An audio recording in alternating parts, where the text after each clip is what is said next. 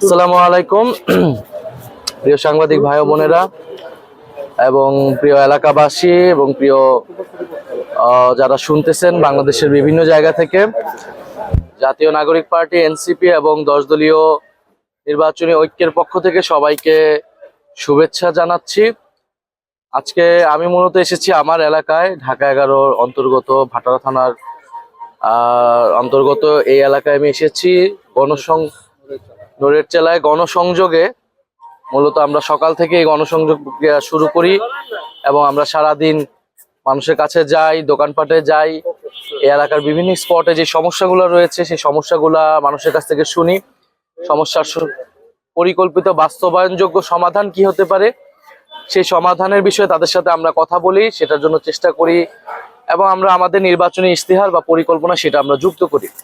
তো সামগ্রিকভাবে আমরা আমাদের প্রার্থীরা এভাবেই কার্যক্রম করতেছে সারা দেশের বিভিন্ন জায়গাতে। এছাড়া আমাদের যেটা কেন্দ্রীয়ভাবে আমাদের 10 দলীয় ঐক্যের পক্ষ থেকে বিভিন্ন জায়গায় গতকাল দেখেছেন যে উত্তরবঙ্গে নির্বাচনী সভা হয়েছে, যেখানে বাংলাদেশ জামাত ইসলামী সম্মানিত আমির উপস্থিত ছিলেন, আমাদের পঞ্চগড়ে সার্জিস আলম, রংপুরে আক্তার হোসেন আমাদের সদস্য সচিব, তারা সেখানে নির্বাচনী জনসভা করেছেন। আমাদের কেন্দ্রীয় নির্বাচন পরিচালনা কমিটি থেকেও গণভোটের পক্ষে সারা দেশে ক্যাম্পেইনের জন্য আমরা কাজ করতেছি। তা আমরা পাশাপাশি আমাদেরকে ভোট দেওয়ার গুরুত্ব এবং গণভোটের গুরুত্বটা আমরা মানুষকে বোঝাচ্ছি এবং আমরা মানুষকে উৎসাহিত করছি যাতে মানুষ 16 বছর পরে যেহেতু একটা সুষ্ঠু নির্বাচনের পরিবেশ তৈরি হয়েছে, মানুষ যাতে নির্বিঘ্নে নির্ভয়ে উচ্চমুখর পরিবেশে ভোট দিতে আসেন।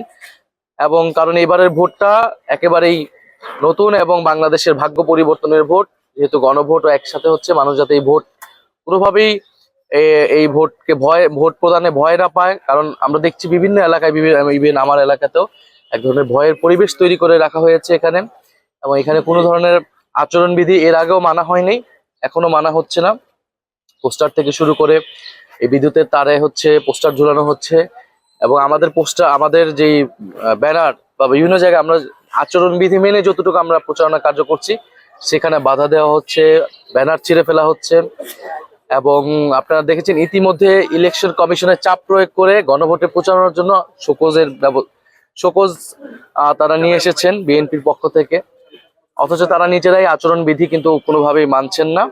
এবং বিভিন্ন জায়গায় এই যে ফ্যামিলি কার্ড, কৃষক কার্ড ইত্যাদির নামে আসলে এক ধরনের ভোট কিনার এক ধরনের আসলে এটা প্রক্রিয়া, এক ধরনের কৌশল তারা আসলে অবলম্বন করতেছে। এটা আসলে কিন্তু মানুষ আসলে এটাতে আসলে অত রেসপন্স করতেছে না। আমরা মানুষের সাথে কথা বলতেছি, মানুষ আসলে এগুলা বিশ্বাসও করতেছে না। কারণ মানুষ এর আগেও এই ধরনের মিথ্যা প্রতিশ্রুতির কথা বিভিন্নভাবে শুনেছে।